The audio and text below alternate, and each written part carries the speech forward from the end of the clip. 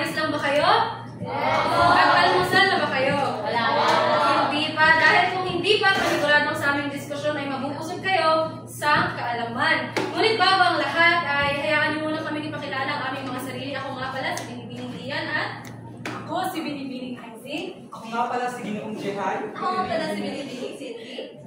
Ako nga pala si Binibining Pearl. At sa pakuli, ako nga pala si Binibining Lizelle. At kami ang inyong mga guro ngayong umaga. Ngunit bago namin simulan ang aming diskusyon, inaanyayahan mo lahat na tumayo para sa ating panalangin.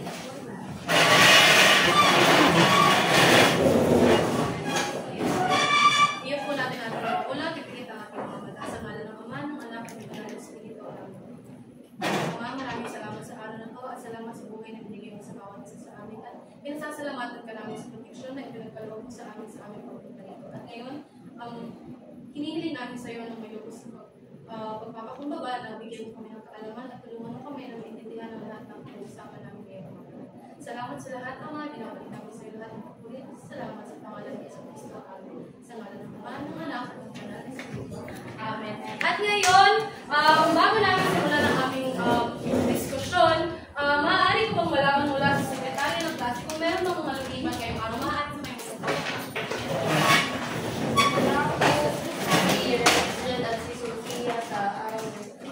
Okay, wala si Miss Medel at si Ginoong Arangues. At ngayon naman, bago kami magsimula, ay basahin muna natin, sabay-sabay natin basahin ang mga alituntunin sa silid aralan. Pakibasa. Ayusin at huwag hayaang makakalat ang mga gamit. Edukadong pag-uugali sa lahat ng pagkakataon. Tulungan ang isa't isa sa lahat ng bagay. Aktibong makilahok sa klase. At iyan ang alituntunin sa ating silid aralan. At ngayon naman, para sa ating aktibidad, hindi mo, Lord. Okay. So, ang ating aktibidad ay pinakamatang sa mga piliin ang iyong daan. So, bawat espasyo, sa puting espasyo, ito ay may mga termino, ito ay mga pangunahing isyong pang-ekonomiya. Napapagyan dito ang unemployment, globalisasyon at sustainable development. Ngayon, ang inyong gagawin ay magsulat kayo sa malagkit na papel or sticky notes kung ano nga ba ang inyong mga kaalaman sa mga isyong ito. So, ibibigyan ni Miss Carabale ang mga sticky notes. Okay, so, pagkatapos nyo isulat ang inyong mga pangunahing kaalaman or prior knowledge sa paksak ito, ay tatawagin ko bawat issue at hahayaan mo kayong ilipid sa bawat issue kung ano nga ba ang inyong mga kaalaman. Okay? Naiintindihan ba na lahat? Opo. Pwede na mag-video sa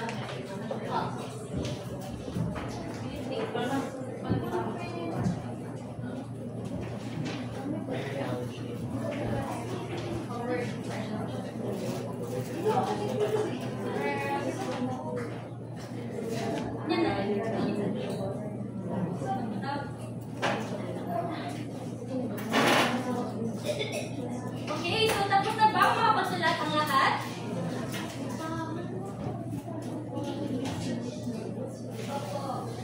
Okay. So ngayon ay tatawagin ko bawat issue at hinahayaan pa yung tumayo at idikit sa puting espasyo ang inyong mga malagkit na papel. Okay. Una, unemployment. Wait lang.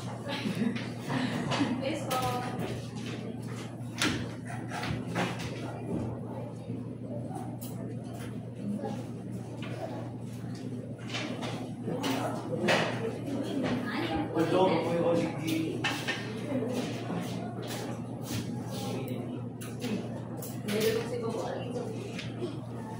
Okay, wala na.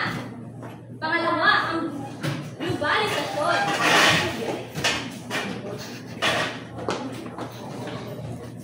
Issue.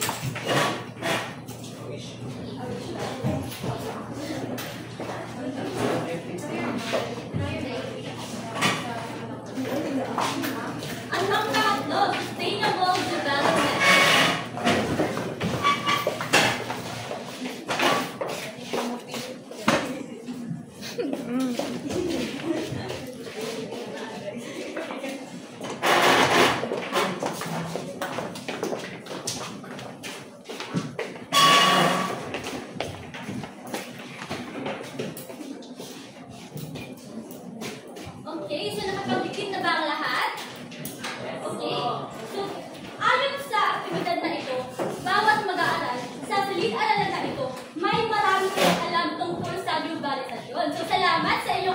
partisipasyon sa aktibidad. Okay, ang sunod. Hayaan niyo akong ibigkas ang ating mga layunin. Una, natatalakay ang mga hamon sa pagtamuan ng sustainable development. Pangalawa, na ipapaliwanag ang iba't ibang issue ng ekonomiya. Ito ay ang unemployment, globalisasyon at sustainable development goals. At ang panghuli ay nakakapaglahad ng mga solusyon sa mga umiiral na issue ng ekonomiya. So ibibigay ko kayo ni Ginoong Contimayor at ni Upang mas maintindihan niyo pa ang paksang tatalakayin namin ngayon ay may ipapakita ako sa inyong tatsulok dito na pinamagatang ang tatsulok ng ekonomiya. Bawat sulok dito ay naglalaman ng mga isyung pang-ekonomiya. Ito ang globalisasyon, sustainable development, and unemployment. Ngayong nakita niyo na ang tatsulok ng ekonomiya, magtatanong ako sa inyo. Paano nga ba nagkaka-apekto ang globalisasyon sa unemployment? Everyone. Magtaas lang ng kamay kung sino gustong sumagot. Miss Binibining Gonzales? Para sa akin, ang globalisasyon ay may dalawang epekto sa unemployment. It's both positive and negative. For the negative one is it can cause job displacement and because of globalization, there are lots of technological innovation that is integrated to our production, manufacturing that would more likely makuhaan ang trabaho para sa mga tao. Then, the positive impact of globalization in unemployment or employment is that it also offers new jobs for the people, especially na globalization, yes, nagdala siya o innovations across countries. Mahusay, Binibining. Ang pangalawang tanong ay paano nakaka-apekto ang unemployment sa sustainable development? Okay, Binibining Mimosa. Nakaka-apekto ang unemployment sa sustainable development. And ang sustainable development ay may mga goals na kailangan nilang mati. Ang unemployment kasi isa rin sa mga rason kung bakit hindi nila ito maaaring makamit. For example, the zero hunger. With unemployment existing is that people might face food scarcity or food insecurity because how could they afford to pay or to pupalit when they don't have any money nga gikan sa ilahang kwarta to palit mo. Tama, Binibining. Ngayon, ang panghuling tanong ko ay paano nauugnay ang sustainable development sa globalisasyon? Okay, Binibining Batukan. Okay, so since globalization is all about the interconnectedness of countries, it is also the sharing of ideas and innovation. So when it comes to sustainable development, they share their ideas from countries to countries and develop different conventions with each other so they can achieve sustainable development. Okay, salamat. So, tama kayong lahat. So,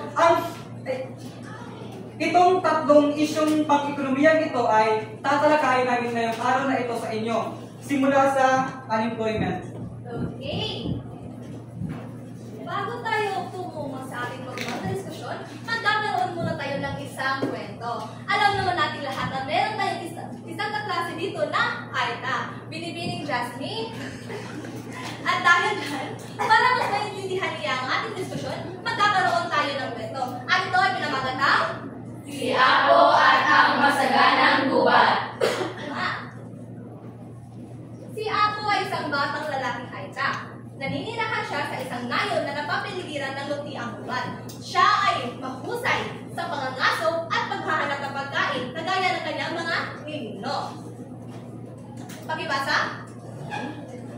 Ngunit isang araw ang kasaganaan sa gubat ay nagsimulang lumiit dahil sa mga pagbabago sa kapaligiran at labis na pag-aani. Dahil dyan, nahirapan siyang mangaso at wala siyang mahanap ng pagkain pang tindaw o pang-ilagay sa palengke. At dahil dyan, ang kanyang mga kaibigan ay nakakaharap din ng kaparehong problema. Ngayon na nagtipon-tipon sila sa gitna ng nayon na pinamumunuan ng kanilang matandang Aita na tinatawag na Lola. At dahil dyan, nagbigay siya ng karunungang salita sa kanila.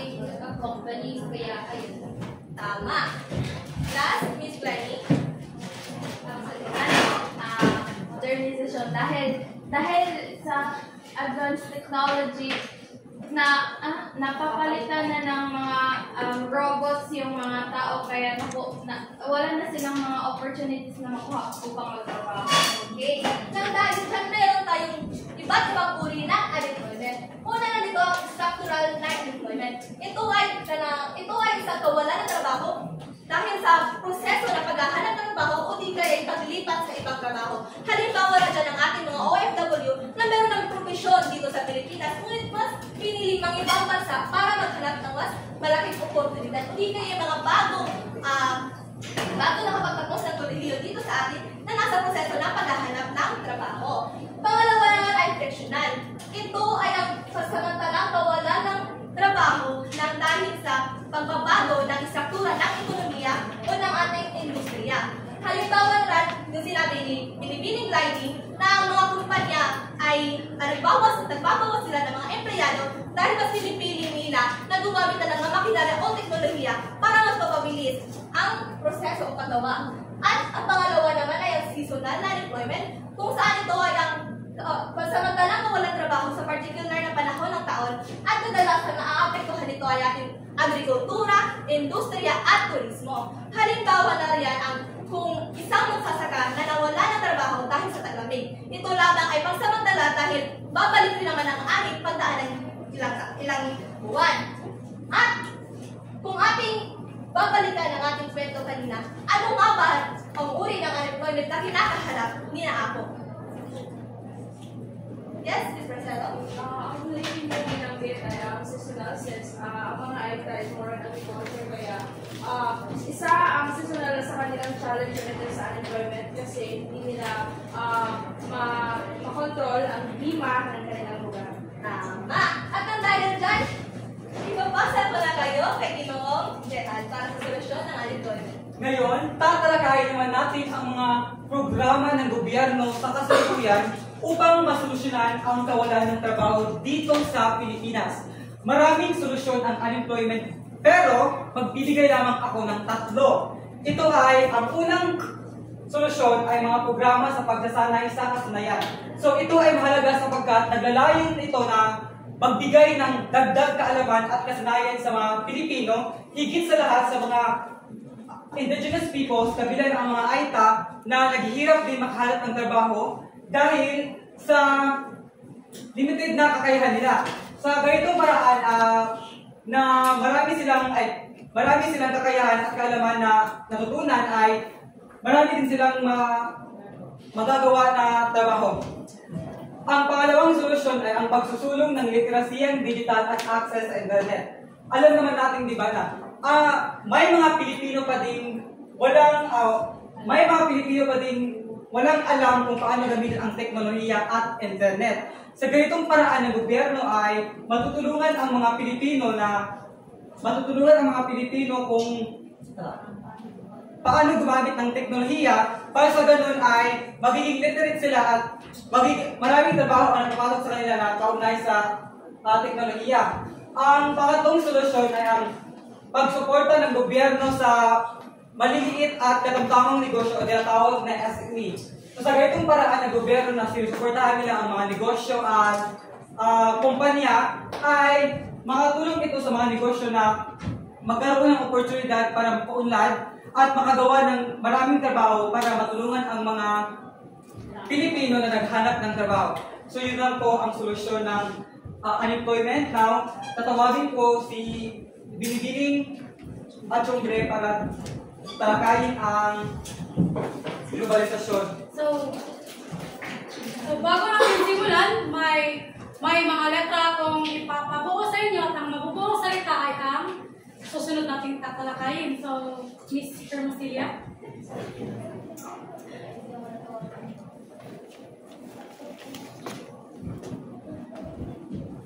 Makibuo ng mga salita dito.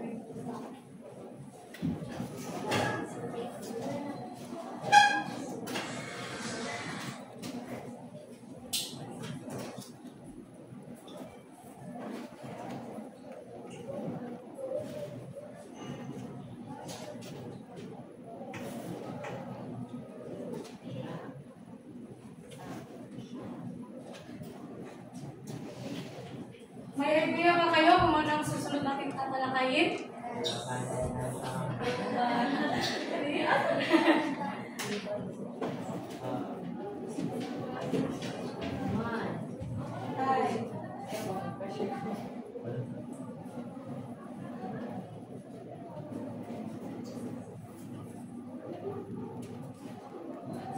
Okay. So, ang buo niyang salita ay ang Globalisasyon. base kanina sa inyong aktibidad. Marami kayong idea kung ano ang globalisasyon. Maaari ko ba yung malaman kung ano? Miss Cañete? Ang globalisasyon ay ang proseso ng pagkakaugnay ng mga bansa. Maraming salamat. Sino pa? Last one. Si Sir. It is the interconnectedness and the interdependence among countries. Maraming salamat. At bigyan natin ng kami-kami clap ang lahat ng nagtaas ng kamay. Ganito yung kami-kami clap. Isa, dalawa, tatlo. Isa, dalawa, tatlo. Kami. Good job.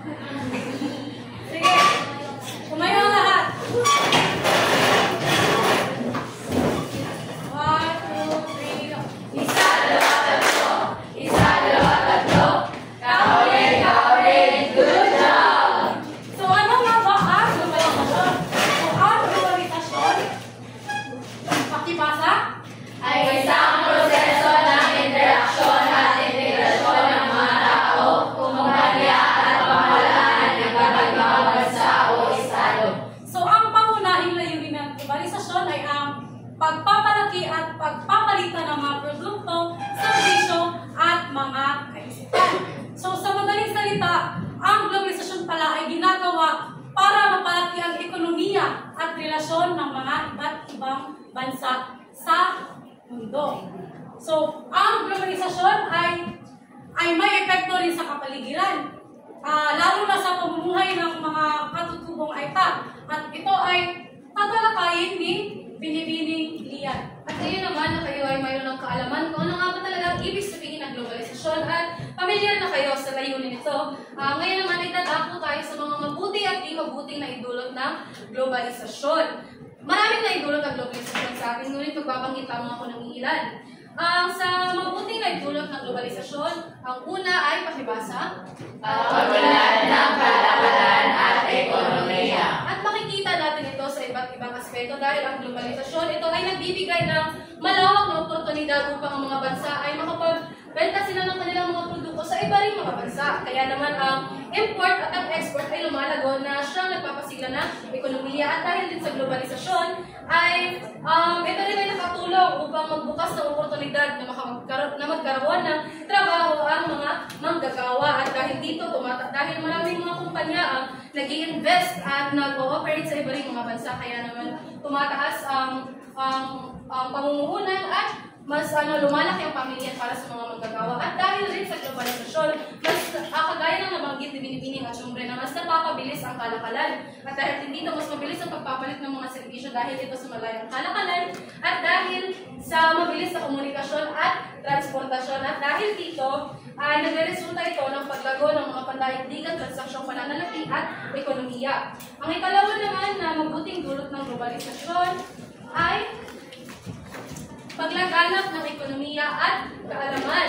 Dahil ang globalisasyon, ito ay tumutulong upang mapalaganap ang mga panibagong teknolohiya at kaalaman. Kagaya na lamang ng palagi natin ginagamit ngayon. Ano nga ba ang mga makabagong kagamitan na ilang ginagamit ngayon? Cellphone, ano pa?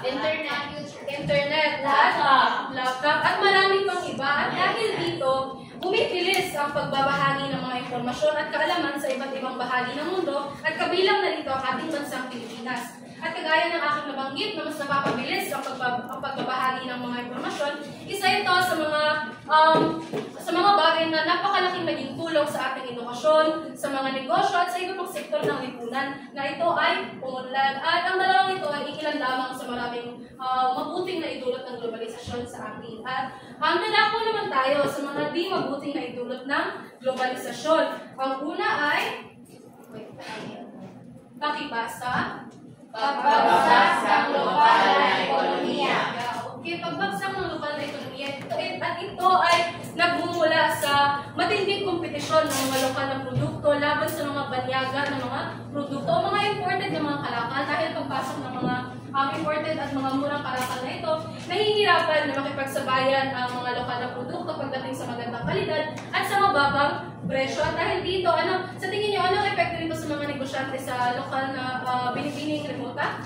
Kagaya ng nabalita kagabi regarding about the Benguet farmers wherein they only sell carrots for 5 pesos per kilo. However, even the price, hindi sila palitan sa mga local or sa mga mamalita is because mas prefer man nila ang sa market even though inana nakabarato and ang ilang gibuhat is ilahan na lang ihatag instead kaysa sa ilahang kanang mabulok na lang. Mahusay. So ang mga negosyante nagdidesisyon sila na babaan na rin ang presyo ng kanilang mga produkto at dahil dito lumiliit ang kanilang kita at malala pa ay nagdidesisyon sila na ipasarado na lamang ang kanilang negosyo. At ang panghuling di mabuting na idulot naman ng globalisasyon ay ang kawalan ng trabaho ng mga lokal na pamamayan. At kung napansin ninyo kanina ay nabanggit ko na ang globalisasyon ay nagbubukas ng oportunidad upang magkaroon ng trabaho ang mga manggagawa. Ngunit simula na pumasok ang mga dayuhang kumpanya o mga dayuhang produkto, nabanggit ko rin kanina na nagkakaroon ng matinding kompetisyon.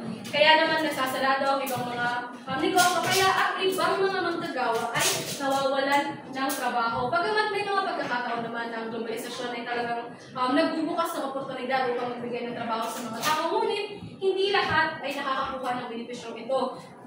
Lalo na sa mga sektor na madaling maapektuhan kagaya na lamang sa agrikultura, sa pagmamanufaktura at iba pa. At sa ilang pagkakataon naman ang mga manggagawa ay nahihirapang makahanap o makapasok sa isang trabaho dahil sa kakulangan ng kaalaman o kakulangan ng kasanayan o dahil sa pagbabago ng estilo o estruktura na dulot pa rin ng globalisasyon. At yun din ang ilan sa mga di mabuting dulot ng globalisasyon. At kaya nitadako naman tayo sa mga hamon ng globalisasyon. Ang una ay pakibasa. Pagguho ng kultura at tradisyon. Pagguho ng kultura at tradisyon. At dahil sa malawakang impluwensya ng mga banyagang kultura, partikular na sa mga kulturang kanluranin o mga western culture, marami na tayong mga kultura o mga tradisyon na unti-unti nang nakakalimutan o unti-unti nang napapalitan. Kagaya na lamang ng anong klaseng mga kultura ng Pilipinas ang hindi na masyado. Ating mga suot. Yes, kasuotan. Ano pa? Pagkain, dialekto, Mga sayaw. sayaw, at marami pang iba. At dahil dito nababawasan ang pagpapahalaga ng mga tao sa mga bagay na ito dahil mas tinatangkilik na natin ang mga dayuhang kultura. At hindi rin naman natin may pagkakaila na tayong mga kabataan ay mas pinipilit natin tangkilikin ang mga kultura ito. At ang pangkulit naman ay kahit kahirapan sa pagmamarket ng kanilang produkto. Dahil ang mga Aita kilala sa kanilang mga traditional handicraft at dahil nga dumating ng mga produkto na galing sa ibang bansa ay nahihirapan sila na ipagbili ang kanilang mga produkto. At yun lamang sa aking diskusyon at ngayon ay ibibigay ko na kayo kay Binibini Color. Okay, salamat, Binibini. Yan.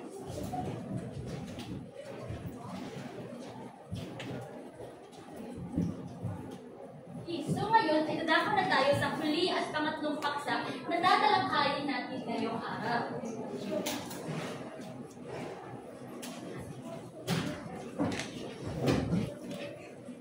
Okay, so ito ay ang sustainable development.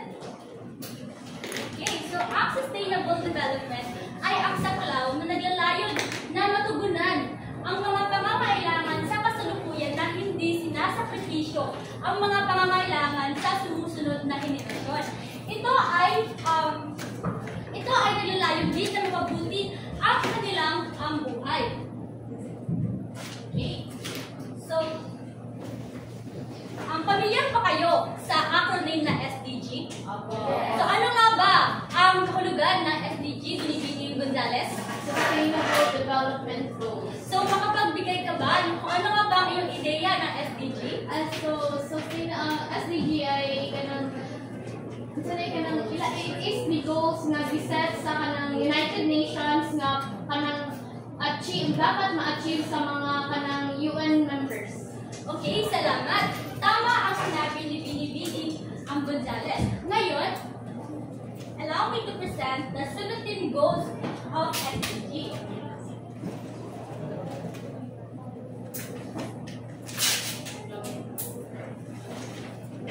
Okay. So, ang unang layunin ng SDG is ang walang kahirapan. Alam niyo ba na ang SDG ay hindi lamang tumutugon sa mga pangangailangan ng ordinaryong tao, ngunit ito rin ay tumutugon sa mga pangangailangan ng ating mga kababayan na indigenous people.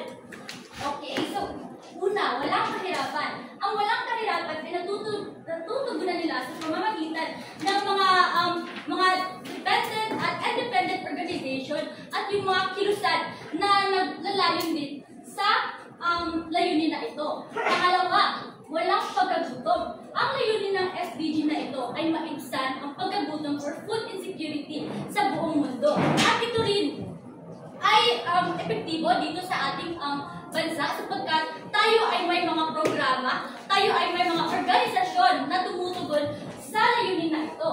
Pangatlo, mabuting kalusugan at maayos na pamumuhay.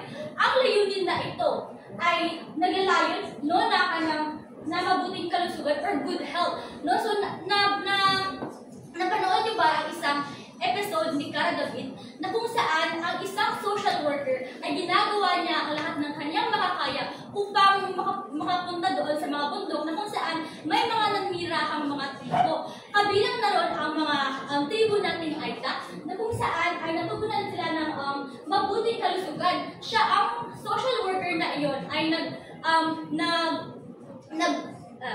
nagpagawa ng libreng check-up sa mga kabataan at doon din sa mga pregnant na mga mamamayan.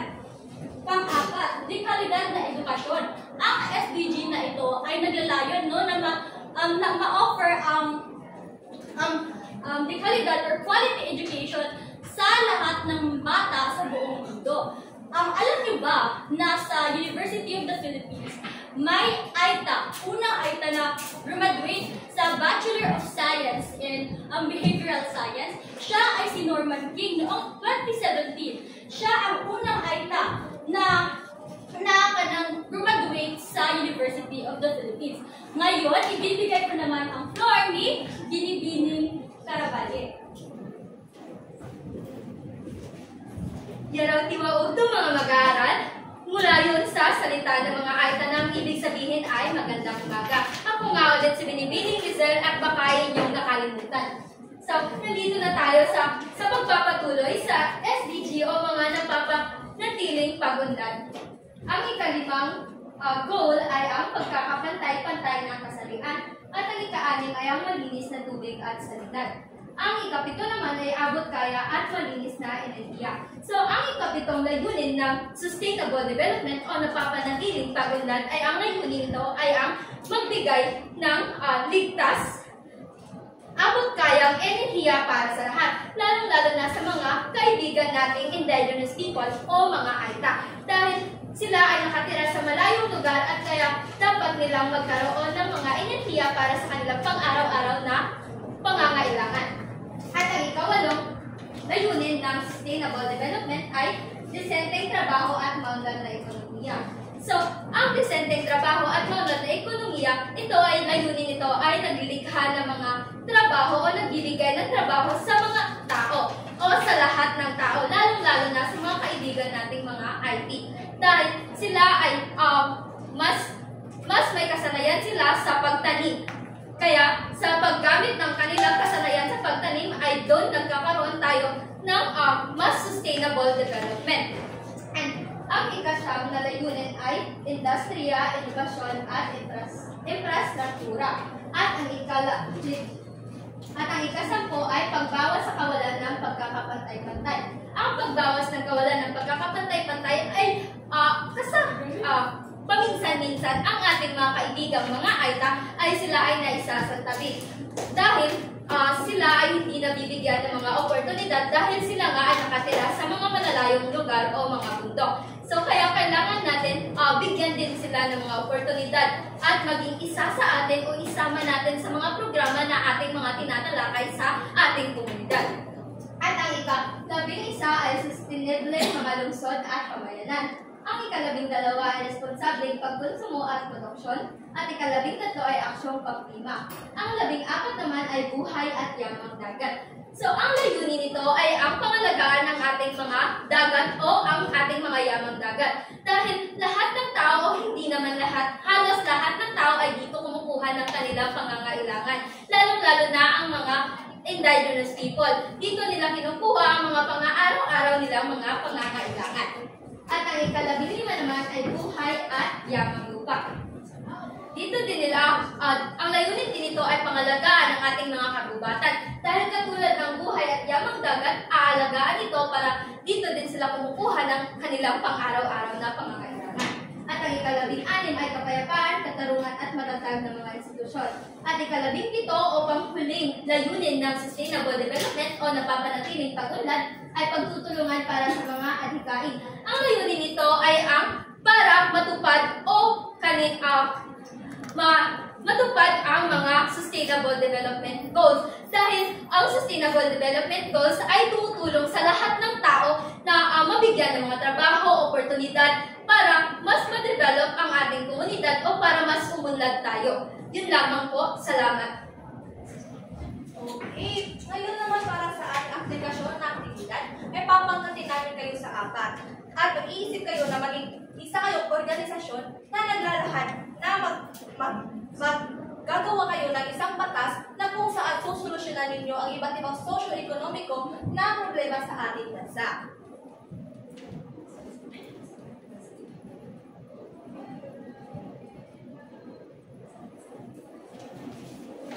At maraming salamat sa inyong kooperasyon. At iyon naman ay ibibigay namin ang inyong takdang aralin. So sa inyong takdang aralin, pumili kayo ng isang issue na natalakay kanina.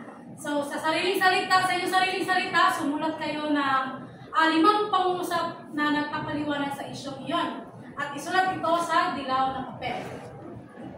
At para naman sa aming concluding activity o pagtatapos ng aktibidad, magtatanong lamang kami ng 2 katanungan upang malaman kung meron mo talaga kayong natutunan mula sa aming diskusyon. Ang unang katanungan bilang isang sa 3 issue na natalakay namin, alin doon ang pinaka-importante at pinaka-dapat bigyang solusyon? Binibining concept.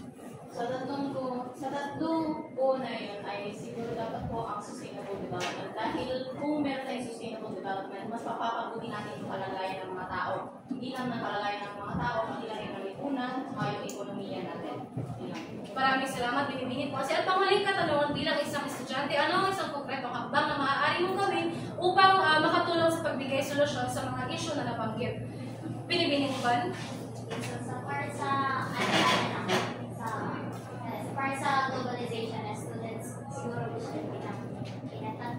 Panatilihin natin